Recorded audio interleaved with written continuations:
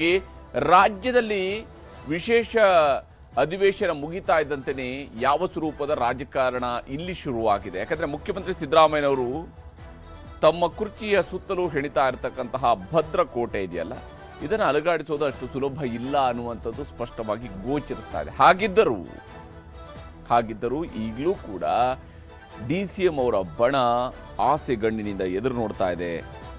ಅಲ್ಲಿ ಆ ಸೀಟ್ನಲ್ಲಿ ಶಿವಕುಮಾರ್ ಅವರು ಕೂರ್ತಾರೆ ಅಂತ ಹೇಳಿ ಏನೇನು ನಡೀತಿದೆ ಕಾಂಗ್ರೆಸ್ ಪಾಳ್ಯದಲ್ಲಿ ಅನ್ನೋದು ನಿಮಗೆ ಮೊದಲಿಗೆ ವಿವರಿಸ್ತಾ ಹೋಗ್ತೀನಿ.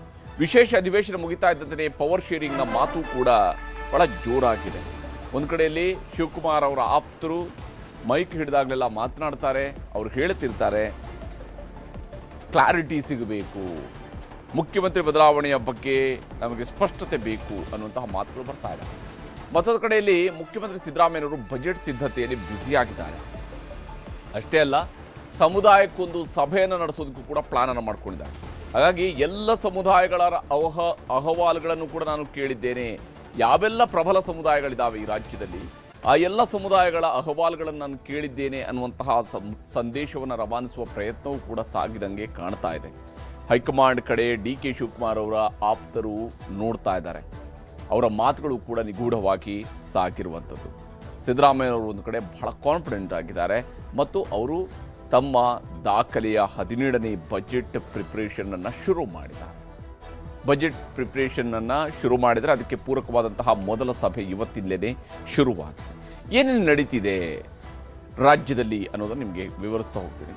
ಸಿದ್ದರಾಮಯ್ಯನವರು ಅವರ ಬಜೆಟ್ ಸೂಟ್ ಕೇಸ್ ಇವತ್ತಿನಿಂದ ಶುರುವಾಗ್ತಾ ಇದೆ. ಅದಕ್ಕೆ ಪೂರಕವಾದಂತಹ ತಯಾರಿಯನ್ನು ಸಿದ್ದರಾಮಯ್ಯನವರು ಆರಂಭಿಸಿದ್ದಾರೆ. ಪ್ರಾಥಮಿಕ ಸಭೆಯೂ ಕೂಡ ಇವತ್ತು ಆರಂಭ ಆಗಿದೆ. ಅಧಿವೇಶನ ಮುಗಿಸಿದ ಮರುದಿನವೇ ಮುಖ್ಯಮಂತ್ರಿಯವರ ಬಜೆಟ್ ಲೆಕ್ಕಾಚಾರ ಶುರುವಾಗಿದೆ. ಮುಖ್ಯಮಂತ್ರಿ ಸಿದ್ದರಾಮಯ್ಯನವರು ಬಜೆಟ್ ಪ್ರಿಪ್ರೇಷನನ್ನು ಶುರು ಮಾಡಿದ್ದಾರೆ. ರಾಜ್ಯದ ಬಜೆಟ್ ಬಗ್ಗೆ ಸಿದ್ದರಾಮಯ್ಯನವರು ಇವತ್ತಿನಿಂದಲೇ ಮಾಹಿತಿಗಳನ್ನು ಸಂಗ್ರಹಿಸುವುದಕ್ಕೆ ವಿವಿಧ ಇಲಾಖೆಗಳ ಮಾಹಿತಿಯನ್ನು ಸಂಗ್ರಹಿಸುವಂತಹ ಕೆಲಸವನ್ನು ಶುರು ಮಾಡಿದ್ದಾರೆ. ಅಧಿವೇಶನದ ಬಳಿಕ CM ಬದಲಾವಣೆ ಎನ್ನುತ್ತಿದ್ದವರಿಗೆ ಶಾಕ್ ಕೊಡುವಂತಹ ಕೆಲಸವೂ ಕೂಡ ಈ ಮೂಲಕ ನಡೆದಿದೆ. ಯಾಕಂದರೆ ಅಧಿವೇಶನ ನಂತರ ಆದರೂ ಮುಖ್ಯಮಂತ್ರಿ ಬದಲಾವಣೆ ಆಗಬಹುದು ಅನ್ನುವ ನಿರೀಕ್ಷೆಯನ್ನು ಕೆಲವರು ಇಟ್ಕೊಂಡಿದ್ರು. ಆದರೆ ಅವರ ನಿರೀಕ್ಷೆಗಳು ಕೇವಲ ಹಗಲುಗನಸಾಗುವಂತಹ ರೀತಿಯಲ್ಲಿ ಗೋಚರಿಸ್ತಾ ಇದೆ. ಬಜೆಟ್ನ ತಯಾರಿಯನ್ನು ಸಿದ್ದರಾಮಯ್ಯನವರು ಆರಂಭಿಸಿದ್ದಾರೆ. ಹಾಗಾಗಿ ಆಲ್ರೆಡಿ ಅವರು ಘೋಷಣೆ ಮಾಡಿದ್ದಾರೆ, 17ನೇ ಬಜೆಟ್ ನಾನು ಮಂಡನೆ ಮಾಡ್ತೀನಿ ಅಂತೇಳಿ. ಅವ್ರು ಹೇಳಿದ ಪ್ರಕಾರನೇ ಬಜೆಟ್ನ ಪ್ರಿಪ್ರೇಷನ್ ಈಗ ಶುರುವಾಗಿದೆ. ಸಿದ್ದರಾಮಯ್ಯ ಬಜೆಟ್ ಮಂಡಿಸೋದಿಲ್ಲ ಎನ್ನುವಂತಹ ಟೀಕೆಗಳಿಗೂ ಕೂಡ ಈಗ ಉತ್ತರ ಕೊಡುವಂತಹ ಪ್ರಯತ್ನವನ್ನು ಸಿದ್ದರಾಮಯ್ಯನವರು ಮಾಡಿದ್ದಾರೆ. ಸಿದ್ದರಾಮಯ್ಯನವರು ಈ ಬಾರಿಯ ಬಜೆಟನ್ನು ಮಂಡನೆ ಮಾಡೋದಕ್ಕೆ ಸಾಧ್ಯ ಇಲ್ಲ ಅಂತ ಹೇಳ್ತಾ ಇದ್ರು. ಆದರೆ ಹಂಗಾಗ್ತಾ ಇಲ್ಲ. ಸಿದ್ದರಾಮಯ್ಯನವರೇ ಬಜೆಟ್ ಪ್ರಿಪ್ರೇಷನ್ ಅನ್ನು ಶುರು ಮಾಡಿದ್ದಾರೆ. GBA, ಜಿಲ್ಲಾ ಪಂಚಾಯತ್, ತಾಲೂಕು ಪಂಚಾಯತ್ ಚುನಾವಣೆ ಗೆಲ್ಲುವ ನಿಟ್ಟಿನಲ್ಲೂ ಕೂಡ ಈ ಬಜೆಟ್ ಸಿದ್ದರಾಮಯ್ಯನವ್ರಿಗೆ ಬಹಳ ಮುಖ್ಯವಾಗಿರ್ತಕ್ಕಂಥ ಅಸ್ತ್ರ. ಅದನ್ನು ಸಿದ್ದರಾಮಯ್ಯನವರು ಹೇಗೆ ಬಳಕೆ ಮಾಡಿಕೊಡ್ತಾ ಇದ್ದಾರೆ ಅನ್ನೋದನ್ನು ನೋಡಬೇಕಾಗಿದೆ. ಜನಪ್ರಿಯ ಕಾರ್ಯಕ್ರಮಗಳ ಘೋಷಣೆ ಮಾಡುವಂತಹ ಪ್ಲಾನ್ ಕೂಡ ಸಿದ್ದರಾಮಯ್ಯನವರಲ್ಲಿ ಇದ್ದೇ ಇದೆ. ಈಗಾಗಲೇ 5 ಗ್ಯಾರಂಟಿ ಸ್ಕೀಮ್ಗಳನ್ನು ಸಿದ್ದರಾಮಯ್ಯನವರು ತಂದಿದ್ದಾರೆ. ಸಿದ್ದರಾಮಯ್ಯನವರ ಸರ್ಕಾರ ತಂದಿದೆ. 5 ಗ್ಯಾರಂಟಿ ಸ್ಕೀಮ್ಗಳ ಅನುಷ್ಠಾನ ಆಗಿದೆ. ಆದರೆ ಅದನ್ನೂ ಹೊರತುಪಡಿಸಿದಂತಹ ಜನಪ್ರಿಯ ಕಾರ್ಯಕ್ರಮಗಳನ್ನು ಕೊಡೋದ್ರ ಕಡೆಗೆ ಸಿದ್ದರಾಮಯ್ಯನವರು ಆದ್ಯತೆಯನ್ನು ಕೊಡಬಹುದು ಅನ್ನುವಂತಹ ನಿರೀಕ್ಷೆ ಇದ್ದೇ ಇದೆ. ರಾಜ್ಯ ಕಾಂಗ್ರೆಸ್ಗೆ ತಾವು ಅನಿವಾರ್ಯ ಎಂಬ ಸಂದೇಶ ರವಾನಿಸೋದಕ್ಕೂ ಕೂಡ ತಂತ್ರಗಾರಿಕೆಯನ್ನು ಅವರು ಹೆಣಿತಾ ಇದ್ದಾರೆ. ಯಾಕೆಂದರೆ ಸಿದ್ದರಾಮಯ್ಯನವರು ರಾಜ್ಯದಲ್ಲಿರ್ತಕ್ಕಂತಹ ಕಾಂಗ್ರೆಸ್ನ ಪಾಲಿನ ಅತಿದೊಡ್ಡ ಮಾಸ್ ಲೀಡರ್. ಹೀಗಿರುವಾಗ ಅವರು ಅದೇ ಸ್ಥಾನವನ್ನು ಭದ್ರಪಡಿಸಿಕೊಳ್ಳುವಂತಹ ಮತ್ತು ಅದನ್ನು ಮುಂದುವರಿಸುವಂತಹ ಪ್ರಯತ್ನವನ್ನು ಮಾಡಬಹುದು. ನಾಯಕತ್ವ ಬಿಕ್ಕಟ್ಟಿನ ನಡುವೆಯೇ CM ಅವರು ಖಡಕ್ ಸಂದೇಶವನ್ನು ಕೂಡ ಕೊಡಬಹುದು. ಸಿದ್ದರಾಮಯ್ಯನವರು ಅತ್ಯಂತ ಪ್ರಬಲ ಸಂದೇಶವನ್ನು ಇಲ್ಲಿ ಕೊಡುವಂತಹ ಪ್ರಯತ್ನವನ್ನು ಮಾಡಬಹುದು. ನಾಯಕತ್ವ ಬದಲಾವಣೆಯ ಬಿಕ್ಕಟ್ಟುಗಳ ನಡುವೆನೇ ಸಿದ್ದರಾಮಯ್ಯನವರೇ ಒಂದು ಪ್ರಬಲ ಸಂದೇಶವನ್ನು ಕೊಡಬಹುದು. 2026-27ನೇ ಆಯವ್ಯಯ ಸಿದ್ಧತೆಗೆ ಇಲಾಖಾವಾರು ಅಧಿಕಾರಿಗಳ ಜೊತೆಗೆ ಸಭೆಯನ್ನು ಆರಂಭಿಸಿದ್ದಾರೆ. ಇಲಾಖಾವಾರು ಅಧಿಕಾರಿಗಳು, ಮಂತ್ರಿಗಳು, ಅದಕ್ಕೆ ಪೂರಕವಾಗಿರ್ತಕ್ಕಂತಹ ನಿಗಮ ಮಂಡಳಿಗಳ ಅಧ್ಯಕ್ಷರುಗಳು, ಯೋಜನಾ ಮಂಡಳಿಯ ಅಧ್ಯಕ್ಷರು, ಹಾಗೆಯೇ ಮುಖ್ಯಮಂತ್ರಿಯವರ ಆರ್ಥಿಕ ಸಲಹೆಗಾರರು, ಇವರೆಲ್ಲರನ್ನೂ ಕೂಡ ಕೂರಿಸಿಕೊಂಡು ಸಿದ್ದರಾಮಯ್ಯನವರು ಬಜೆಟ್ ಪ್ರಿಪ್ರೇಷನನ್ನು ಶುರು ಮಾಡಿದ್ದಾರೆ. ಯಾವ ಇಲಾಖೆಗೆ ಎಷ್ಟೆಷ್ಟು ಅನುದಾನವನ್ನು ಕೊಡಬೇಕು ಅಂತ ಹೇಳುವಂಥದ್ದು, ಸಿದ್ದರಾಮಯ್ಯನವರ ಆದ್ಯತಾ ವಲಯಗಳನ್ನು ಗುರುತಿಸಿಕೊಂಡು ಅದಕ್ಕೆ ಪೂರಕವಾದಂತಹ ಯಾವ ಇಲಾಖೆಗೆ ಹೆಚ್ಚು ಬೇಡಿಕೆ ಇದೆ, ಅವರ ಬೇಡಿಕೆ ಎಷ್ಟಿದೆ, ಎಷ್ಟು ಕೊಡಬಹುದು, ಯಾವ ರೀತಿಯಾಗಿ ಈ ಬಾರಿ ಹಣಕಾಸಿನ ಮ್ಯಾನೇಜ್ಮೆಂಟ್ ಆಗಬೇಕು, ಇಲಾಖಾವಾರು ಅವಶ್ಯಕತೆ ಹಾಗೂ ಪೂರೈಕೆಯ ವಿಚಾರದಲ್ಲೂ ಕೂಡ ಅವರ ಇಲಾಖಾವಾರು ಅವಶ್ಯಕತೆ ಹಾಗೂ ಪೂರೈಕೆ, ಅನುದಾನ ಮತ್ತು ಅಭಿವೃದ್ಧಿಗೆ ಆದ್ಯತೆಯನ್ನು ಕೊಡುವಂಥದ್ದು ಕೂಡ ಸದ್ಯಕ್ಕೆ ಸಿದ್ದರಾಮಯ್ಯನವರ ಮುಂದಿರತಕ್ಕಂತಹ ಅತ್ಯಂತ ಪ್ರಮುಖ ಗುರಿಗಳು. ಗ್ಯಾರಂಟಿಗಳಿಗೆ ಹಣ ಹೊಂದಿಸುವಂಥದ್ದು ಕೂಡ ಸಿದ್ದರಾಮಯ್ಯವ್ರಿಗಿರುವಂತಹ ಸವಾಲು. ಯಾಕಂದರೆ ಗ್ಯಾರಂಟಿಗಳನ್ನು ಸರಿದೂಗಿಸ್ಕೊಂಡು ಹೋಗಲೇಬೇಕು. ಕೊಟ್ಟಿರುವಂತಹ ಮಾತು, ಕೊಟ್ಟ ಮಾತು ಇಟ್ಟ ಹೆಜ್ಜೆ ಅಂತ ಹೇಳಿಕೊಂಡು ಹಿಂದಿನಲ್ಲೂ ಕೂಡ ಪ್ರಚಾರ ಮಾಡ್ತಾ ಇದ್ರು ಮತ್ತು ಈಗಲೂ ಕೂಡ ನುಡಿದಂತೆ ನಡೆದಿದ್ದೇವೆ ಅಂತ ಹೇಳ್ತಾ ಇದ್ರು. ಹೀಗಾಗಿ ಆ ಗ್ಯಾರಂಟಿಗಳನ್ನು ಸರಿಯಾದಂತಹ ದಾರಿಯಲ್ಲಿ ಮುಂದುವರಿಸ್ಕೊಂಡು ಹೋಗಬೇಕಾಗಿರುವುದು ಸಿದ್ದರಾಮಯ್ಯವ್ರಿಗಿರುವಂತಹ ಸವಾಲು. ಇದೇ ಕಾರಣಕ್ಕಾಗಿ ಸಿದ್ದರಾಮಯ್ಯನವರು ಅದಕ್ಕೆ ಪೂರಕವಂತ ತಯಾರಿಯನ್ನು ಆರಂಭಿಸಿದ್ದಾರೆ. ಎಂ ಬಿ ಪಾಟೀಲ್ ಇದ್ರ ಬಗ್ಗೆ ಮಾತನಾಡಿದರೆ ತೋರಿಸ್ತೀನಿ. 6ನೇ ತಾರೀಕಿಗೆ ನಮ್ಮೆಲ್ಲ ಈಗಾಗಲೇ ಇಂಟರ್ನಲ್ ಮೀಟಿಂಗ್ಸ್ ಆಗಿದ್ದಾವೆ. ಇಲಾಖೆ, ಇಂಡಸ್ಟ್ರೀಸು ಮತ್ತು IDD ಎರಡೂ. ಅದನ್ನು ನಾಳೆ ಮುಖ್ಯಮಂತ್ರಿಗಳಿಗೆ ಅದನ್ನ ಅರ್ಪಿಸ್ತೇವೆ. ಅದ್ರ ಬಗ್ಗೆ ಬ್ರೀಫಿಂಗ್ ಮಾಡ್ತೀವಿ, ಚರ್ಚೆ ಮಾಡ್ತೀವಿ. ಇವತ್ತು 7 ಹೈ ಸ್ಪೀಡ್ ರೈಲ್ ಕಾರಿಡಾರ್ಸನ್ನು ಘೋಷಣೆ ಮಾಡಿದ್ರು. ಅದರಲ್ಲಿ ಹೈದರಾಬಾದ್ ಬೆಂಗಳೂರು, ಚೆನ್ನೈ ಬೆಂಗಳೂರು ಇದೆ. ಹೈದರಾಬಾದ್ ಬೆಂಗಳೂರು, ಚೆನ್ನೈ ಬೆಂಗಳೂರು ಎರಡೂ ಕೂಡ ಇದ್ದರೆ ಅದನ್ನು ಸ್ವಾಗತ ಮಾಡ್ತೀನಿ. ಆದರೆ ಅದು ನಮ್ಮ ರಾಜ್ಯದಲ್ಲಿ ಸ್ವಲ್ಪ ನಮಗೆ ಅನುಕೂಲಕ್ಕಿಂತ ಜಾಸ್ತಿ ಬೇರೆ ರಾಜ್ಯಗಳಿಗೆ ಅನುಕೂಲ ಜಾಸ್ತಿ ಆಗುತ್ತೆ. ಅದಾಗಿಯೂ ಕೂಡ ನಾನು ಸ್ವಾಗತ ಮಾಡ್ತೀವಿ.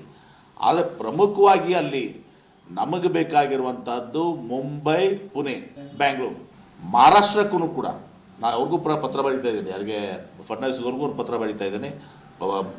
ಮುಖ್ಯಮಂತ್ರಿಗಳ ಕಡೆಯಿಂದ ಒಂದು ಪತ್ರ ಬರೆಸ್ತೇನೆ. ಕೇಂದ್ರ ಸರ್ಕಾರದವ್ರಿಗೂ ಪತ್ರ ಬರೆಸ್ತೇನೆ. ಎಲ್ಲರಿಗೂ ರೈಲ್ವೆ ಮಂತ್ರಿಗಳಿಗೆ, ಅಶ್ವಿನಿ ವೈಷ್ಣವ್ ಅವರಿಗೆ, ರಾಜೇಶ್ ಅವರಿಗೆ, ಕುಮಾರಸ್ವಾಮಿ ಅವ್ರಿಗೂ ಕೂಡ ಮುಖ್ಯಮಂತ್ರಿಗಳಿಗೂ ಪತ್ರ ಬರೆಸ್ತೇನೆ. ನಾನು ಕೂಡ ಪತ್ರ ಬರೀತೇನೆ. ಹೀಗೆ ಇಲ್ಲಿ ಒಂದು ಕಡೆಯಲ್ಲಿ ಬಜೆಟ್ ಪ್ರಿಪರೇಷನ್ಸು, ಮತ್ತೊಂದು ಕಡೆಯಲ್ಲಿ ಕೇಂದ್ರದ ಮೇಲೆ ಒತ್ತಡ ಹೇರುವಂತಹ ಪ್ರಯತ್ನವೂ ಕೂಡ ಸಾಗ್ತಾ ಇದೆ. ಇದರ ನಡುವೆನೇ ದಲಿತ ಅಸ್ತ್ರ ಪ್ರಯೋಗಕ್ಕೆ ಬೇಕಾದಂತಹ ಸಿದ್ಧತೆಯನ್ನ ಮಾಡಿಕೊಳ್ಳಲಾಗಿದೆ. ದಲಿತ ಅಸ್ತ್ರವನ್ನು ಪ್ರಯೋಗಕ್ಕೆ ಬೇಕಾದಂತಹ ಸಿದ್ಧತೆ ಅಧಿವೇಶನದ ಮಧ್ಯೆ ಲಿಂಗಾಯತ ಸಭೆಯಂತೆಯೇ ದಲಿತ ನಾಯಕರ ಸಭೆಯನ್ನು ನಡೆಸುವಂತಹ ಪ್ಲಾನ್ ಅನ್ನ ಮಾಡಿಕೊಳ್ಳಲಾಗಿದೆ. ಈಗಾಗಲೇ ಲಿಂಗಾಯತ ಶಾಸಕರುಗಳು ಸಭೆ ನಡೆಸಿದ್ದಾರೆ. ಹಾಗೆಯೇ SCP TSP ಹಣ ಮಂಜೂರು, ಅದರ ಬಳಕೆ, ಬಜೆಟ್ನಲ್ಲಿ ಬೇಡಿಕೆ, ಇವುಗಳ ಬಗ್ಗೆ ಈಗ ಚರ್ಚಿಸೋದಕ್ಕಾಗಿ ದಲಿತ ಸಮುದಾಯಗಳ ಶಾಸಕರುಗಳು ಮತ್ತು ನಾಯಕರುಗಳ ಸಭೆಯನ್ನು ಕರೆಯೋದಕ್ಕೆ ಪ್ಲಾನನ್ನು ಮಾಡಿಕೊಂಡಿದ್ದಾರೆ. ಫಲಾನುಭವಿಗಳಿಗೆ ನಿಜಕ್ಕೂ ಕೂಡ ಸರ್ಕಾರದ ಸೌಲಭ್ಯಗಳು ಸಿಗ್ತಾ ಇದ್ದಾವ, ಸರ್ಕಾರದ ಘೋಷಣೆ ಆಗಿರ್ತಕ್ಕಂತಹ ಯೋಜನೆಗಳು ತಲುಪ್ತಾ ಇದ್ದಾವ ಇಲ್ವಾ ಅನ್ನೋದರ ಬಗ್ಗೆ ಪರಿಶೀಲನೆಯನ್ನು ನಡೆಸೋದಕ್ಕಾಗಿ, ಅದಕ್ಕೊಂದು ಅಧ್ಯಯನವನ್ನು ಮಾಡಿಸೋದಕ್ಕೂ ಕೂಡ ದಲಿತ ನಾಯಕರುಗಳು ಮುಂದಾಗಬಹುದು. ಇಲಾಖೆಗಳಿಗೆ ಹಂಚಿ ಹೋಗಿರುವ ಹಣದ ಲೆಕ್ಕಾಚಾರಕ್ಕೂ ಕೂಡ ಒತ್ತಡವನ್ನು ಹೇರ್ಬೋದು. ಆ ಮೂಲಕ ಪ್ರತಿ ಇಲಾಖೆ ಮೂಲಕವಾಗಿ SCP TSP ಅಲ್ಲಿ ಮೂಲಕವಾಗಿ ಏನು ಪರಿಶಿಷ್ಟ ಜಾತಿ ಮತ್ತು ಪರಿಶಿಷ್ಟ ಪಂಗಡಗಳ ಉಪಯೋಜನೆಗಳಿದ್ದಾವೆ, ಆ ಉಪಯೋಜನೆಗಳು ನಿಜಕ್ಕೂ ಕೂಡ ಬಳಕೆ ಆಗ್ತಾ ಇದ್ದಾವ, ಅದಕ್ಕೆ ಮೀಸಲಿಟ್ಟಿರ್ತಕ್ಕಂಥ ಹಣ ಬರ್ತಾ ಇದೆಯಾ ಇಲ್ವಾ, ಸಮಾಜ ಕಲ್ಯಾಣ ಇಲಾಖೆಯಿಂದಲೇ ಹಣದ ಬಳಕೆಗೆ ಒತ್ತಡ ಹೇರುವಂತಹ ತೀರ್ಮಾನಕ್ಕೂ ಕೂಡ ಬಂದಿದ್ದಾರೆ. ಯಾಕಂದರೆ ಈ ಎಲ್ಲ ಹಣಕ್ಕೂ ಕೂಡ ಆಯಾ ಇಲಾಖೆಗಳ ಬದಲಿಗೆ ಅದನ್ನು ಸಮಾಜ ಕಲ್ಯಾಣ ಇಲಾಖೆಯ ಅಡಿಯಲ್ಲಿನೇ ಇವೆಲ್ಲದೂ ಕೂಡ ಬಳಕೆ ಆಗಬೇಕು ಅನ್ನುವಂತಹ ನಿಟ್ಟಲ್ಲಿ ಒತ್ತಡವನ್ನು ಹೇರುವಂಥದ್ದು ಕೂಡ ಇದರ ಒಂದು ಪ್ರಯತ್ನದ ಭಾಗವಾಗಿದೆ. ಡಾಕ್ಟರ್ ಜಿ ಪರಮೇಶ್ವರ್ ಅವರು ಈ ವಿಚಾರದಲ್ಲಿ ಮಾತನಾಡಿದ್ದಾರೆ. SCP TSP 42,000 ಕೋಟಿ ಕಳೆದ ಬಡ್ಜೆಟ್ನಲ್ಲಿ ಕೊಟ್ಟಿದ್ದಾರೆ. ಆ 42,000 ಕೋಟಿ ಎಲ್ಲ ಇಲಾಖೆಗೂ ಹಂಚಿ ಹೋಗಿದೆ. ಆ ಇಲಾಖೆಗಳು ಯಾವ್ಯಾವುದಕ್ಕೆ ಖರ್ಚು ಮಾಡ್ತಾರೆ ಮತ್ತು ಅದರ ಉಪಯೋಗ ಎಷ್ಟರ ಮಟ್ಟಿಗೆ ಆಗುತ್ತೆ ಇದೆಲ್ಲ ನಮಗೆ ಒಂದು ರೀತಿಯಲ್ಲಿ ಲೆಕ್ಕನೇ ಸಿಕ್ಕೋದಿಲ್ಲ. ಬೆನಿಫಿಷರೀಸಿಗೆ ಸಮರ್ಪಕವಾಗಿ ತಲುಪಿಲ್ಲ ಅನ್ನೋದು ಒಂದು ಕೂಗಿದೆ. ಅದಕ್ಕೆ ನಮಗೆ ಹಿಂದೆ ಏನಿತ್ತಲ್ಲ, ಹಿಂದೆ ಒಂದು ಸಿಸ್ಟಮ್ ಇತ್ತು, ಸೋಷಿಯಲ್ ವೆಲ್ಫೇರ್ ಡಿಪಾರ್ಟ್ಮೆಂಟಿನಲ್ಲಿ ಕೊಟ್ಬಿಡೋರು. ಅದಕ್ಕೆ ಎಲ್ಲರೂ ಅಭಿಪ್ರಾಯ ಏನು ಪಟ್ಟರು ಅಂದರೆ, ವಾಪಸ್ ನೀವು ಸೋಷಿಯಲ್ ವೆಲ್ಫೇರ್ ಡಿಪಾರ್ಟ್ಮೆಂಟಿಗೆ SCP TSPನ ಕೊಡಿ ಅಂಥೇಳಿ ಹೇಳೋದಕ್ಕೆ ಮುಖ್ಯಮಂತ್ರಿಗಳಿಗೆ ಒಂದು ತೀರ್ಮಾನವನ್ನು ಮೊನ್ನೆ ಸೇರಿದಾಗ ಮಾಡಿದ್ದಾರೆ. ಹೀಗೆ ಒಂದು ಕಡೆಯಲ್ಲಿ ದಲಿತ ನಾಯಕರುಗಳು, ಮತ್ತೊಂದು ಕಡೆಯಲ್ಲಿ ಲಿಂಗಾಯತರ ಪ್ರತ್ಯೇಕ ಸಭೆಯೂ ಕೂಡ ನಡೆಸಿದೆ. ಲಿಂಗಾಯತ ನಾಯಕರುಗಳ ಪ್ರತ್ಯೇಕ ಸಭೆ, ಲಿಂಗಾಯತ ಶಾಸಕರುಗಳ ಪ್ರತ್ಯೇಕ ಸಭೆ ನಡೆದಿದೆ. ವಿಶೇಷ ಅಧಿವೇಶನದ ಮಧ್ಯೆ ನಡೆದಿರತಕ್ಕಂತಹ ಸಭೆ ಇದು. ಲಿಂಗಾಯತ ನಾಯಕರುಗಳ ಸಭೆ, ಲಿಂಗಾಯತ ಶಾಸಕರುಗಳು ಜೊತೆ ಸೇರಿದ್ದಾರೆ. ಕುತೂಹಲ ಮೂಡಿಸಿದೆ ಕಾಂಗ್ರೆಸ್ನ ಲಿಂಗಾಯತ ಸಚಿವರು ಮತ್ತು ಶಾಸಕರ ಸಭೆ. ಕಾಂಗ್ರೆಸ್ನಲ್ಲಿರತಕ್ಕಂತಹ ಲಿಂಗಾಯತ ಶಾಸಕರು ಮತ್ತು ಸಚಿವರುಗಳು ಸಭೆ ನಡೆಸಿದ್ದಾರೆ. ಸೋಮವಾರ ಸಭೆ ಮಾಡಿದ್ದು ಒಂದಷ್ಟು ರಾಜಕೀಯದ ಚರ್ಚೆಗಳು ಕೂಡ ಈ ಸಭೆಯಲ್ಲಿ ಆಗಿದ್ದಾವೆ. MB ಪಾಟೀಲರು ಕೂಡ ಇದರ ಬಗ್ಗೆ ದೃಢೀಕರಿಸಿದ್ದಾರೆ. ಅಧಿಕಾರ ಹಸ್ತಾಂತರ ಅಥವಾ ಬದಲಾವಣೆಯ ವೇಳೆ ಪರಿಗಣನೆಗೆ ಒತ್ತಡವನ್ನು ಹೇರುವಂಥದ್ದು, ಅಂದರೆ ಲಿಂಗಾಯತ ಸಮುದಾಯಕ್ಕೆ ಅವರಿಗೆ ಸಿಗಬೇಕಾಗಿರುವಂತಹ ಷೇರು, ಹಾಗೆಯೇ ಅವರಿಗೆ ಸಿಗಬೇಕಾಗಿರ್ತಕ್ಕಂಥ ಸ್ಥಾನಮಾನಗಳು ಸಿಗಬೇಕು. ಕಾಂಗ್ರೆಸ್ ಸರ್ಕಾರದಲ್ಲಿ ಅತಿ ಹೆಚ್ಚು ಲಿಂಗಾಯತ ಶಾಸಕರಿದ್ದೇವೆ. ಈ ಪಕ್ಷದಲ್ಲಿ ಈಗ ಅತಿ ಹೆಚ್ಚು ಶಾಸಕರಿರುವಂಥದ್ದು ಒಂದು ಸಮುದಾಯದವರು ಅಂತ ಹೇಳಿದಾಗ ಅದು ಲಿಂಗಾಯತರು. ಸರ್ಕಾರ ರಚನೆಗೆ 34 ಲಿಂಗಾಯತ ಶಾಸಕರು ಆಯ್ಕೆಯೂ ಕೂಡ ಬಹಳ ಮುಖ್ಯ. ಅಂದರೆ ಲಿಂಗಾಯತ ಸಮುದಾಯವೂ ಕೂಡ ಈ ಬಾರಿ ಕಾಂಗ್ರೆಸ್ನ ಕೈ ಹಿಡಿದಿದೆ. ಅದರಿಂದಾಗಿಯೇ ಅಧಿಕಾರಕ್ಕೆ ಬರೋದಕ್ಕೆ ಸಾಧ್ಯ ಆಯಿತು. ಬಜೆಟ್ಗೂ ಮುನ್ನ ಸಿಎಂ ಭೇಟಿ ಮಾಡಿ ಒತ್ತಡ ಹೇರೋದಕ್ಕೆ ಈಗ ನಿರ್ಧಾರವನ್ನು ಕೈಗೊಂಡಿದ್ದಾರೆ. ವಿಶೇಷವಾಗಿ ಪ್ರಮುಖ ಸ್ಥಾನಮಾನಗಳು ಬಂದಂತಹ ಸಂದರ್ಭಗಳಲ್ಲಿ ಹೆಚ್ಚಿನ ಪ್ರಾತಿನಿಧ್ಯ ಲಿಂಗಾಯತ ಸಮುದಾಯಕ್ಕೆ ಸಿಗಬೇಕು, ಹೆಚ್ಚಿನ ಪ್ರಾತಿನಿಧ್ಯ ಸಿಗಬೇಕು, ಉನ್ನತ ಸ್ಥಾನಮಾನಗಳು ಸಿಗಬೇಕು. ಅದು ಪಕ್ಷದಲ್ಲಿರಬಹುದು, ಸರ್ಕಾರದಲ್ಲಿರಬಹುದು, ಉನ್ನತ ಸ್ಥಾನಮಾನಗಳು ಸಿಗಬೇಕು. ಕ್ಯಾಬಿನೆಟ್ ದರ್ಜೆಯ ಸಚಿವ ಸ್ಥಾನದಲ್ಲೂ ಕೂಡ ಹೆಚ್ಚಿನ ಸ್ಥಾನಮಾನಗಳು ಲಿಂಗಾಯತ ಸಮುದಾಯಕ್ಕೆ ಸಿಗಬೇಕು. ನಿಗಮ ಮಂಡಳಿ ಅಧ್ಯಕ್ಷ ಸ್ಥಾನದಲ್ಲೂ ಕೂಡ ಆದ್ಯತೆಯನ್ನು ಲಿಂಗಾಯತ ಸಮುದಾಯಕ್ಕೆ ಕಲ್ಪಿಸಬೇಕು. ಕರ್ನಾಟಕ ವೀರಶೈವ ಲಿಂಗಾಯತ ಅಭಿವೃದ್ಧಿ ನಿಗಮಕ್ಕೆ 500 ಕೋಟಿ ರೂಪಾಯಿಗಳ ಹಣವನ್ನು ಮೀಸಲಿಡಬೇಕು. ಈ ಒಂದು ನಿಗಮಕ್ಕೆ 500 ಕೋಟಿ ರೂಪಾಯಿಗಳ ಹಣವನ್ನು ಮೀಸಲಿಡಬೇಕು. ಸಮುದಾಯದ ಅಧಿಕಾರಿಗಳಿಗೆ ಆಯಕಟ್ಟಿನ ಜಾಗದಲ್ಲಿ ಸ್ಥಾನಗಳನ್ನು ಕಲ್ಪಿಸಬೇಕು. ಸಮುದಾಯದ ಅಧಿಕಾರಿ ಅಂದರೆ ಜಾತಿ ನೋಡಿ ಪೋಸ್ಟಿಂಗ್ ಮಾಡಿ ಅಂತ, ಇದನ್ನು ವಿಚಾರ ಇರುವಂಥ ಏನಂದರೆ ಜಾತಿ ನೋಡಿ ಪೋಸ್ಟಿಂಗ್ ಮಾಡಿ ಅಂತೇಳಿ ಸಮುದಾಯದ ಅಧಿಕಾರಿಗಳಿಗೆ ಆಯಕಟ್ಟಿನ ಜಾಗದಲ್ಲಿ ಸ್ಥಾನವನ್ನು ಕೊಡಬೇಕು ಅನ್ನುವಂತಹ ಬೇಡಿಕೆಯನ್ನು ಕೂಡ ಇಡಲಾಗಿದೆ. ಎಂ ಬಿ ಪಾಟೀಲರು ಇದರ ಬಗ್ಗೆ ಮಾತನಾಡಿದರೆ ತೋರಿಸ್ತಾರೆ. ಅಲ್ಲಿ ಪ್ರಮುಖವಾಗಿ ನಾವು ಏನು ಲಿಂಗಾಯತರು ನಮಗೆ 56-57 ಸೀಟ್ಸ್ ಟಿಕೆಟ್ ಕೊಟ್ಟಿದ್ರಿ. 34 ಜನ ನಾವು ಆರಿಸಿ ಬಂದಿದ್ದೀವಿ. We are the biggest chunk. Striking rate ನಮ್ಮದೇ ಹೈಯೆಸ್ಟ್ ಇದೆ. ವೀರೇಂದ್ರ ಪಾಟೀಲ್ರಿದ್ದಾಗ KPCC ಅಧ್ಯಕ್ಷ ಆಗಿದ್ದಾಗ ನಾವು ಯಾವ ಕಾಲಕ್ಕೂ ಬರಲಾರ್ದಂತಹ ಹಿಸ್ಟಾರಿಕಲಿ ಐತಿಹಾಸಿಕ 178 ಸೀಟ್ ಗೆದ್ದಿದ್ದೀವಿ ನಾವು. ಹೀಗೆ ತಮ್ಮ ತಮ್ಮ ಸಮುದಾಯಗಳ ಬಲವನ್ನು ತೋರಿಸಿಕೊಳ್ಳುವಂತಹ ಪ್ರಯತ್ನ ಇಲ್ಲಿ ಕಾಂಗ್ರೆಸ್ನ ಸಚಿವರುಗಳಿಂದ ನಡೀತಾ ಇರುವಂಥದ್ರಲ್ಲಿ ಯಾವುದೇ ಅನುಮಾನಗಳಿಲ್ಲ. ಆ ಒಂದು ಪ್ರಯತ್ನವನ್ನು ಮಾಡ್ತಾ ಇದ್ದಾರೆ. ಇದರ ನಡುವೆನೇ ಶಿವಕುಮಾರ್ ಅವರ ಆಪ್ತರ ಕನಸು ಮುಂದುವರೆದಿದೆ. DK ಶಿವಕುಮಾರ್ ಅವರ ಆಪ್ತರು ಅಧಿವೇಶನ ಮುಗಿಯುತ್ತಾ ಇದ್ದಂತೆಯೇ ಅವರ ಆಪ್ತರ ಕನಸು ಕೂಡ ಚಿಗುರೊಡೆದಿದೆ. ಯಾಕಂದರೆ ಅಧಿವೇಶನ ಮುಗೀತು, ಈಗಾದರೂ ಮುಖ್ಯಮಂತ್ರಿ ಆಗ್ಬೋದು, DK ಶಿವಕುಮಾರ್ಗೆ ಹೈಕಮಾಂಡ್ನಿಂದ ಬುಲಾವ್ ಬರಬಹುದು ಅಂತ ಶಿವಗಂಗಾ ಬಸವರಾಜ್ ಅವರು ಹೇಳಿದ್ದಾರೆ. ಶಾಸಕರಾಗಿರ್ತಕ್ಕಂಥ ಶಿವಗಂಗಾ ಬಸವರಾಜ್ ಅವರು ಹೇಳಿದ್ದಾರೆ. ಅವರು ಡಿಸೆಂಬರ್ ತಿಂಗಳಲ್ಲಿ ಹೇಳ್ತಾ ಇದ್ರು, ಜನವರಿ ಬರಲಿ, ಅಲ್ಲಿ ನಂತರ ಮಾತಾಡ್ತೀನಿ, ಅಲ್ಲಿ ತನಕ ನಾನು ಮಾತಾಡಿದ್ರೆ ಬಾಯಿಗೆ ಬೀಗ ಹಾಕೊಂಡಿದ್ದೀನಿ ಅಂತ ಹೇಳ್ಕೊಂಡು. ಜನವರಿಯಲ್ಲಿ ಮಾತಾಡಿ ಜನವರಿ 1ಕ್ಕೆ ಮಾತಾಡಿದರು, ಅದಾದ ನಂತರ 14ರ ನಂತರ ಮಾತಾಡ್ತೀನಿ ಅಂದರು, 14ಕ್ಕೆ ಮತ್ತೆ ಮಾತಾಡಿದರು. ಈಗಲೂ ಮಾತಾಡ್ತಾ ಇದ್ದಾರೆ. ಈಗಲೂ ಹೇಳ್ತಿದ್ದಾರೆ ನಾಯಕತ್ವ ಗೊಂದಲವನ್ನು ಹೈಕಮಾಂಡ್ ಬಗೆಹರಿಸಬೇಕು ಅಂತೇಳಿ ಹೇಳ್ತಾ ಇದ್ದಾರೆ. ಆ ಮೂಲಕ ಪವರ್ ಶೇರಿಂಗ್ ಬಗ್ಗೆ ಹೈಕಮಾಂಡ್ ಕ್ಲಾರಿಟಿಯನ್ನು ಕೊಡಬೇಕು ಅನ್ನುವಂಥದ್ದು ಶಾಸಕ ಬಸವರಾಜ್ ಶಿವಗಂಗಾ ಅವರ ಬೇಡಿಕೆ. ಶಿವಕುಮಾರ್ ಅವರು CM ಆಗಬೇಕು ಅನ್ನೋದು ಬಹಳ ಶಾಸಕರ ಬೇಡಿಕೆ ಇದೆ. ಬಹಳಷ್ಟು ಶಾಸಕರ ಬೇಡಿಕೆ ಶಿವಕುಮಾರ್ ಅವರು ಕರ್ನಾಟಕದ ಮುಖ್ಯಮಂತ್ರಿ ಆಗಬೇಕು ಅನ್ನೋಂಥದ್ದು ಇದೆ. CM ಬದಲಾವಣೆ ವಿಚಾರ ಒಪ್ಪಂದ ಆಗಿದೆಯೋ ಇಲ್ವೋ ಅಂತಾದರೂ ಕೂಡ ಹೈಕಮಾಂಡ್ನವರು ಹೇಳಬೇಕು, ಹೈಕಮಾಂಡ್ ಅವರು ಹೇಳಲಿ ಅನ್ನುವಂತಹ ಮಾತುಗಳನ್ನು ಬಸವರಾಜ್ ಶಿವಗಂಗಾ ಅವರು ಹೇಳಿದ್ದಾರೆ. ಸಿದ್ದರಾಮಯ್ಯವರೇ ಮುಂದುವರಿತಾರೆ ಅಂತ ಹೇಳಿದರೆ ಅದನ್ನಾದರೂ ಹೇಳಲಿ ಅಂತ, ಅವ್ರನ್ನೇ ಮುಂದುವರಿಸ್ತೀನಿ ಅಂತೇಳಿ ಆದರೆ ಅದನ್ನಾದರೂ ಹೇಳಲಿ, ಅಥವಾ ಬದಲಾವಣೆ ಇದೆ ಅಂತ ಹೇಳಿದರೆ ಅದನ್ನಾದರೂ ಮಾಡಲಿ ಅನ್ನುವಂತಹ ನಿಟ್ಟಿನಲ್ಲಿ ಬಸವರಾಜ್ ಶಿವಗಂಗಾ ಅವರು ಮಾತನಾಡಿದ್ದಾರೆ. ಎಲ್ಲಿಗೆ ನಮ್ಮನ್ನೇನು ಕರೆದಿಲ್ಲ, ಮುಖ್ಯಮಂತ್ರಿ ಉಪಮುಖ್ಯಮಂತ್ರಿಗಳು ಕರೀತಾರೆ ಅಂತ ಹೇಳಿದರು. ಸೆಕೆಂಡಿಗೆ ಅಂತ ಹೇಳಿದ್ರು ಸದನ ಮುಂದುವರೆದ್ರಿಂದ ಮತ್ತೊಮ್ಮೆ ಡೇಟ್ ಕರಿಬೋದು ಅನ್ನೋದು ಕಾಯ್ತಾ ಇದ್ವಿ. ಅದು ಯಾವ ವಿಷಯ ಅನ್ನೋದು ಗೊತ್ತಿಲ್ಲ. ನಿಮ್ಮಲ್ಲಿ ಏನು ಮುಖ್ಯಮಂತ್ರಿ ಗೊಂದಲ ಇತ್ತು, ಹೇಳಿಕೆ ಕೊಡ್ತಾ ಇದ್ವಲ್ಲ, ಅದಕ್ಕೊಂದು ಇತ್ಯರ್ಥ ಆಡಬೇಕು ಹೈಕಮಾಂಡು ಅಂತ ನಾವೇನು ಪದೇ ಪದೇ ಹೇಳ್ತಾ ಇದ್ವಲ್ಲ, ಆ ವಿಷಯವಾಗಿರ್ಬೋದು ಅಂತ ನಮ್ಮ ಒಂದು ಅನಿಸಿಕೆ. ಅದು ಹೋದ್ಮೇಲೆ ಗೊತ್ತಾಗ್ತದೆ ಯಾವ ವಿಷಯ ಕರೆದ್ರು ಏನಾಗ್ತದೆ ಚರ್ಚೆ. ಇದು ಗೊಂದಲ ಇನ್ನೂ ಮುಂದುವರಿಸ್ತಾರ ಅಥವಾ ಏನಾರ? ಇಲ್ಲ, ನಾನು ಹೇಳಿದ್ದೀನಲ್ಲ, ಅದು ಗೊಂದಲ ಮುಂದುವರ್ಸೋದು ಅವಶ್ಯಕತೆ ಇಲ್ಲ. ಎನಿವನ್ ಈಗ ಇವ್ರನ್ನ ಮಾಡ್ತಿರೋ DK ಶಿವಕುಮಾರ್ ಅವ್ರು ಮಾಡೋದಾದರೂ ಮಾಡಿ, ಇಲ್ಲ ಅವ್ರನ್ನೇ ಮುಂದುವರಿಸ್ತೀರಾ ಮುಂದುವರಿಸಿ, ಅಥವಾ ಹೊಸಬ್ರನ್ನ ಏನಾದ್ರು ಕರ್ಕೊಂಬಂದು ಮಾಡ್ತಿರೋ ಮಾಡಿ. ಒಟ್ಟೊಂದು ಇತ್ಯರ್ಥ, ಗೊಂದಲಕ್ಕೆ ಇತ್ಯರ್ಥ ಹೈಕಮಾಂಡ್ ಆಡಲೇಬೇಕು. ನಾನು ಹೇಳೋದು ಮತ್ತೊಂದು ಕಡೆ ಸಚಿವರಾಗಿರುವಂತಹ ಸತೀಶ್ ಜಾರಕಿಹೊಳಿ ಅವರು ಕೂಡ ಮಾತನಾಡಿದರೆ ತೋರಿಸ್ತೀನಿ. ಅದೆಲ್ಲ ಎಲ್ಲರದು ಆಸೆ ಅಭಿಪ್ರಾಯ ಅದೇ ಇದೆ. 140 ಜನದೆಲ್ಲ ಅದೇ ಇದೆ. ಬೇಗ ಕ್ಲೋಸ್ ಆಗಬೇಕು ಅನ್ನೋದು ಆಸೆ ಇದೆ ಎಲ್ಲದು. 140 ಇನ್ಕ್ಲೂಡಿಂಗ್ CM DCM ಹಿಡ್ಕೊಂಡೇ ಆಶೆವರೆಗೂ ಆಸೆ ಇದೆ. ಅವ್ರದ್ದು ಕ್ಲೋಸ್ ಆಗಬೇಕಂತ ಇದೆ, ಆಗಬೇಕು, ಎಲ್ಲರದು ಆಸೆ ಇದೆ. ನಾವು ಅದನ್ನೇ ಹೇಳಿದ್ರು, ನಾವು ಬೇಗ ಇತ್ಯರ್ಥ ಆಗ್ಬೇಕಂತ ಹೇಳಿದ್ರು. ಎಲ್ಲರದು ಇದೇ ಅಭಿಪ್ರಾಯ, ಬೇಗ ಇದು ಕ್ಲೋಸ್ ಆಗಬೇಕು. ಹೀಗೆ ಎಲ್ಲರೂ ಕ್ಲಾರಿಟಿ ಬಗ್ಗೆ ಕೇಳ್ತಾ ಇದ್ದಾರೆ. ಸಿದ್ದರಾಮಯ್ಯನವರು ಒಂದಂತೂ ಕ್ಲಾರಿಟಿಯನ್ನು ಇಟ್ಕೊಂಡಿದ್ದಾರೆ, ಬಜೆಟ್ ಅಂತ ನಾನೇ ಮಂಡಿಸೋದು, ಯಾವುದೇ ಬದಲಾವಣೆ ಆಗೋದಿಲ್ಲ, ಅದಕ್ಕೆ ಬೇಕಂತ ತಯಾರಿಯನ್ನು ಅವರು ಮಾಡ್ತಾ ಇದ್ದಾರೆ. ಬಜೆಟ್ ಲೆಕ್ಕಾಚಾರ ಹೇಗೆ ಬರುತ್ತೆ ಅನ್ನೋಂಥದ್ದು ಕೂಡ ಮುಂದಿನ ದಿವಸಗಳಲ್ಲಿ ನೋಡಬೇಕಾಗಿದೆ. ಎರಡನೇ ಸುದ್ದಿ ಕಡೆಗೆ ಹೋಗೋಣ. ಲೋಕಸಭೆಯಲ್ಲಿ ಅಚಾತುರ್ಯದ ಪ್ಲಾನ್ ಆಗಿತ್ತ, ಸದನದಲ್ಲಿ ಪ್ರಧಾನಿ ಕುರ್ಚಿ ಬಳಿ ಸಂಚು ನಡೆದಿತ್ತ, ಸ್ಪೀಕರ್ ಹೇಳಿದ ಮಾತಿನ ರಹಸ್ಯಗಳೇನು? ಇದುವೇ ಚದುರಂಗದ ಎರಡನೇ ಸ್ಟೋರಿ. ಮೋದಿ ಹಲ್ಲೆಗೆ ಪ್ಲಾನ್. प्रधानमंत्री किया कि उन्होंने सदन में नहीं आना चाहिए।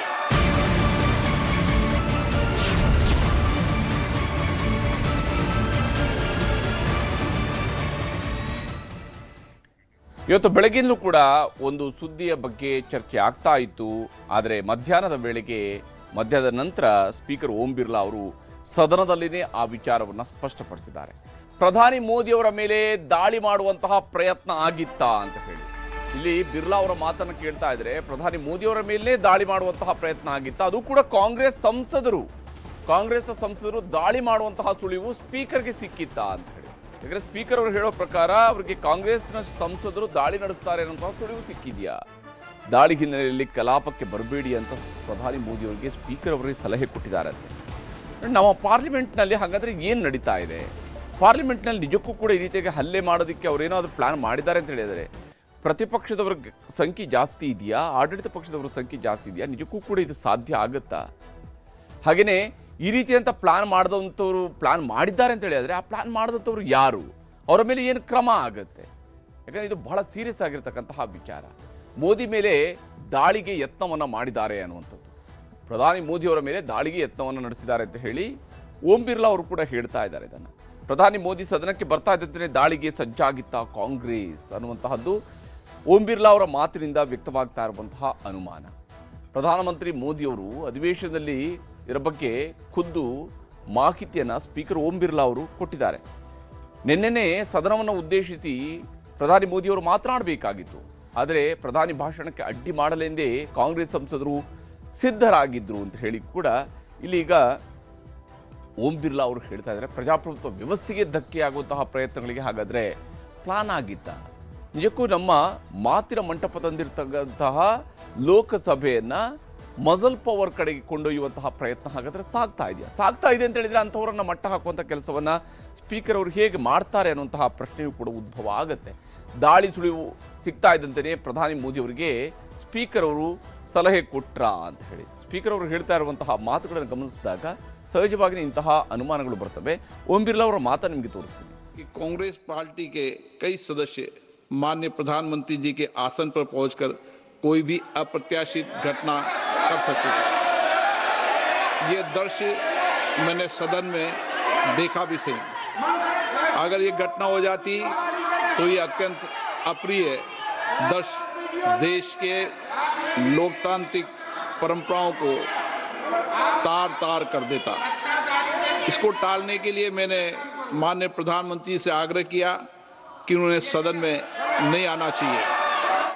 ಹೀಗೆ ನೇರವಾಗಿ ಇಲ್ಲಿ ಸ್ಪೀಕರ್ ಓಂ ಬಿರ್ಲಾ ಅವರು ಹೇಳ್ತಾ ಇದ್ದಾರೆ, ಕಾಂಗ್ರೆಸ್ ಸದಸ್ಯರು ಈ ರೀತಿಯಾಗಿ ದಾಳಿಯನ್ನು ನಡೆಸುವಂತಹ, ಅವರು ಪ್ರಧಾನಮಂತ್ರಿಯವರ ಕುರ್ಚಿಯ ಬಳಿಗೆ ಹೋಗಿ ಏನಾದರೂ ಅಚಾತುರ್ಯವನ್ನು ಎಸಗುವಂತಹ ಸಾಧ್ಯತೆಗಳಿದ್ವು. ಹಾಗೇನಾದರೂ ಸಂಭವಿಸಿರ್ತಿದ್ರೆ ಅದು ದೇಶದ ಪ್ರಜಾಪ್ರಭುತ್ವಕ್ಕೆ ಆಗಬಹುದಾಗಿರ್ತಕ್ಕಂತಹ ಮಾರಕವಾಗಿರ್ತಕ್ಕಂತಹ ಘಟನೆ ಆಗ್ತಾ ಇತ್ತು. ಈ ಕಾರಣಕ್ಕಾಗಿ ನಾನೇ ಪ್ರಧಾನಮಂತ್ರಿಯವರಿಗೆ ತಾವು ಬರಬೇಡಿ ಅಂತ ಹೇಳಿದ್ದೆ ಅಂತ ಹೇಳುವಂಥದ್ದನ್ನು ಸ್ಪೀಕರ್ ಅವರು ಹೇಳಿದ್ದಾರೆ. ಇದಕ್ಕೆ ಪ್ರಿಯಾಂಕಾ ಗಾಂಧಿ ಅವರು ಏನು ರಿಯಾಕ್ಟ್ ಮಾಡಿದ್ದಾರೆ ಅನ್ನೋದು ತೋರಿಸ್ತೀನಿ. And I'm sorry, but the Prime Minister is now hiding behind the Speaker. They are making the Speaker say all this. Because yesterday he did not have the guts to come in the House. What? Because 3 women were standing in front of his bench? What nonsense is this? ಹೀಗೆ ಪ್ರಿಯಾಂಕಾ ಗಾಂಧಿಯವರು ಮಾತನಾಡಿದ್ದಾರೆ. ಇದೆಲ್ಲವೂ ಕೂಡ ಹಾಗಾದರೆ ಪ್ರಧಾನಮಂತ್ರಿಯವರು speaker ಅವರ ಕುರ್ಚಿಯ ಹಿಂದೆ ಅಡಗಿದಾರಾ, ಸ್ಪೀಕರ್ ಅವರ ಮೂಲಕವಾಗಿ ಇದನ್ನು ಯಾಕೆ ಹೇಳಿಸೋದಕ್ಕೆ ಹೊರಟಿದ್ದಾರೆ ಅಂತ ಕೇಳಿದ್ದಾರೆ. ಮತ್ತೊಂದು ಕಡೆಯಲ್ಲಿ ರಾಜ್ಯಸಭೆಯಲ್ಲೂ ಕೂಡ ಗದ್ದಲಗಳು ನಡೀತಿದ್ದಾವೆ. ರಾಜ್ಯಸಭೆಯಲ್ಲೂ ಕೂಡ ರಾಹುಲ್ ಗಾಂಧಿ ಭಾಷಣದ್ದೇ ಚರ್ಚೆಗಳಾಗಿದ್ದಾವೆ. ರಾಜ್ಯಸಭೆಯ ಪ್ರತಿಪಕ್ಷ ನಾಯಕರಾಗಿರುವಂಥ AICC ಅಧ್ಯಕ್ಷ ಮಲ್ಲಿಕಾರ್ಜುನ ಖರ್ಗೆ ಅವರು ರಾಹುಲ್ ಗಾಂಧಿಯವರ ಭಾಷಣಕ್ಕೆ ನೀವು ಲೋಕಸಭೆಯಲ್ಲಿ ಅವಕಾಶ ಕೊಡದಿದ್ದ ಮೇಲೆ ಮೋದಿಯವ್ರಿಗೂ ಕೂಡ ಬೇಡ, ಮೋದಿಯವರು ಕೂಡ ರಾಜ್ಯಸಭೆಯಲ್ಲಿ ಭಾಷಣ ಮಾಡುವಂಥದ್ದು ಬೇಡ ಅನ್ನುವಂತಹ ವಾದವನ್ನು ಮುಂದಿಟ್ಟಿದ್ದಾರೆ. ಕೇಂದ್ರ ಸರ್ಕಾರಕ್ಕೆ ರಾಜ್ಯಸಭೆಯ ಪ್ರತಿಪಕ್ಷ ನಾಯಕ ಮಲ್ಲಿಕಾರ್ಜುನ ಖರ್ಗೆ ಅವರು ಟಕ್ಕರ್ ಕೊಟ್ಟಿದ್ದಾರೆ. ಈ ಮೂಲಕ ಯಾವುದೇ ಕಾರಣಕ್ಕಾಗಿ ಕೂಡ ಪ್ರಧಾನಮಂತ್ರಿಯವರು ಲೋಕಸಭೆಯಲ್ಲಿ ಕೂಡ ಮಾತನಾಡಬಾರದು ಅನ್ನುವಂತಹ ವಿಚಾರವನ್ನು ಪ್ರಸ್ತಾಪಿಸಿದ್ದಾರೆ. ರಾಹುಲ್ ಗಾಂಧಿಯನ್ನ ಮುಗ್ಧ ಬಾಲಕ ಅಂತೇಳಿ ಈ ಸಂದರ್ಭದಲ್ಲಿ ರಾಜ್ಯಸಭೆಯ ಸಭಾನಾಯಕರಾಗಿರ್ತಕ್ಕಂತಹ ಕೇಂದ್ರ ಸಚಿವ JP ನಡ್ಡಾ ಅವರು ಟೀಕಿಸಿದ್ದಾರೆ. ನಡ್ಡಾ ಅವರ ಮಾತಿಗೆ ಕಾಂಗ್ರೆಸ್ ಕೂಡ ಕೆಂಡಾಮಂಡಲವಾಗಿದೆ. ಕಾಂಗ್ರೆಸ್ನವರು ಅದಕ್ಕೆ ತಿರುಗೇಟು ಕೊಡುವಂತಹ ಕೆಲಸವನ್ನು ಮಾಡಿದರು. ಸಂಜೆ 5 ಗಂಟೆಗೆ ಪ್ರಧಾನಿ ಮೋದಿಯವರ ಭಾಷಣಕ್ಕೂ ಕೂಡ ಕಾಂಗ್ರೆಸ್ನವರು ಅಡ್ಡಿಪಡಿಸೋದಕ್ಕೆ ಸಿದ್ಧತೆಯನ್ನು ಮಾಡ್ಕೊಂಡಿದ್ದಾರೆ. ಸಂಜೆ 5 ಗಂಟೆಗೆ ಪ್ರಧಾನಿ ಮೋದಿಯವರು ರಾಜ್ಯಸಭೆಯನ್ನು ಉದ್ದೇಶಿಸಿ ಮಾತನಾಡ್ತಾರೆ. ಆ ಸಂದರ್ಭದಲ್ಲಿ ರಾಜ್ಯಸಭೆಯಲ್ಲಿ ಅವರು ಮಾತನಾಡುವಾಗ ಅದನ್ನು ವಿರೋಧಿಸುವುದಕ್ಕೆ ಬೇಕಾದ ಪ್ರಯತ್ನವನ್ನು ಕಾಂಗ್ರೆಸ್ ಅವರು ಮಾಡ್ತಾ ಇದ್ದಾರೆ. ಇಲ್ಲಿ ಮಲ್ಲಿಕಾರ್ಜುನ ಖರ್ಗೆ ಅವರು ಏನು ಹೇಳಿದ್ದಾರೆ, ಹಾಗೆಯೇ ನಡ್ಡಾ ಅವರು ಏನು ಹೇಳಿದ್ದಾರೆ ಅನ್ನೋದು ತೋರಿಸ್ತಾರೆ. 4 दिन से वो हाउस भी नहीं चल रहा। क्यों? कि एलओपी को बोलने नहीं दे रहे। लेकिन हमारा कहना यह है कि दोनों हाउस मिलने के बाद ही पार्लियामेंट बनता है, एक हाउस से पार्लियामेंट नहीं बनता।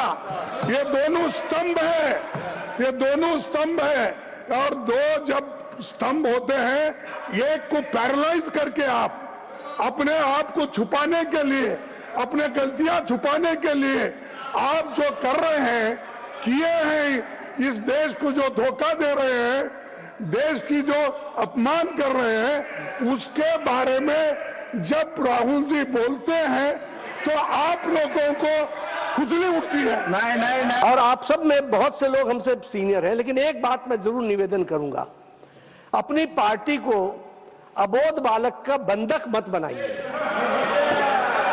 बंधक मत बनाइए। आप don't make hostage of the party. कि एक अभी जो अडल्ट नहीं हुआ, नाबालिग, ऐसा क्या कुछ आपने हिंदी में, हाँ? अरे चुप बैठो, क्या पुकार। तो ऐसी बातें बोलना ये खंडनीय है। ये खुद ही इस तरह की बात कर रहे हैं, मतलब कैसी बातें हैं ये कोई तरीका है किसी के बारे में बात करने का? उनको बोलने देना चाहिए। क्या बात है, किस चीज से डर रहे हैं? कि वो किसी किताब से कोट करेंगे, इससे डर रहे हैं? एप्स्टीन फाइल से डर रहे हैं? किस चीज से डर रहे हैं? कि हम उनको कटघरे पे खड़े कर देंगे क्योंकि उन्होंने ये ट्रेड डील की है जिसमें सारे किसानों की जिंदगी बर्बाद होने जा रही है। ಹೀಗೆ ಇಲ್ಲಿ ಒಂದು ಕಡೆ ಖರ್ಗೆ ಅವರ ಆರೋಪ, ಮತ್ತೊಂದು ಕಡೆ ಅದಕ್ಕೆ ಕೊಟ್ಟಿರುವಂತಹ ಜೆ ಪಿ ನಡ್ಡಾ ಅವರ ಉತ್ತರ ಮತ್ತು ಪ್ರಿಯಾಂಕಾ ಗಾಂಧಿ ಅವರು ಅದಕ್ಕೆ ಕೊಟ್ಟಿರುವಂತಹ ಕೌಂಟರ್, ಇವೆಲ್ಲವನ್ನು ಕೂಡ ಗಮನಿಸಿದಾಗ ಯಾವ ರೀತಿಯಾಗಿ ಹಾಗಾದರೆ ನಮ್ಮ ಪಾರ್ಲಿಮೆಂಟ್ ನಡೀತಾ ಇದೆ ಅನ್ನೋಂಥದ್ದಕ್ಕೆ ಇದು ಸಾಕ್ಷಿಯ ರೀತಿಯಲ್ಲಿ ಗೋಚರಿಸ್ತಾ ಇದೆ. ಇವತ್ತು ಸಂಜೆ 5 ಗಂಟೆಗೆ ಪ್ರಧಾನಿ ಮೋದಿಯವರು ರಾಜ್ಯಸಭೆಯನ್ನು ಉದ್ದೇಶಿಸಿ ಮಾತನಾಡ್ತಾರೆ. ಆಗ ಪ್ರಧಾನಿಯವರು ಏನೆಲ್ಲ ವಿಚಾರಗಳನ್ನು ಪ್ರಸ್ತಾಪಿಸ್ತಾರೆ, ಲೋಕಸಭೆಯಲ್ಲಿ ಆಗಿರ್ತಕ್ಕಂತಹ ಬೆಳವಣಿಗೆಗಳ ಬಗ್ಗೆ ರಾಜ್ಯಸಭೆಯಲ್ಲಿ ಏನಾದರೂ ಮಾತನಾಡ್ತಾರೆ, ಯಾಕಂದರೆ ಅವರು ಲೋಕಸಭೆಯಲ್ಲಿ ಮಾತನಾಡಿಲ್ಲ, ರಾಜ್ಯಸಭೆಯಲ್ಲಿ ಇದರ ಬಗ್ಗೆ ಏನಾದರೂ ಮಾತನಾಡ್ತಾರಾ, ಯಾವ ವಿಷಯಗಳನ್ನು ಪ್ರಸ್ತಾಪಿಸ್ತಾರೆ ಅನ್ನೋದನ್ನು ಕುತೂಹಲದಿಂದ ನೋಡಬೇಕಾಗಿದೆ.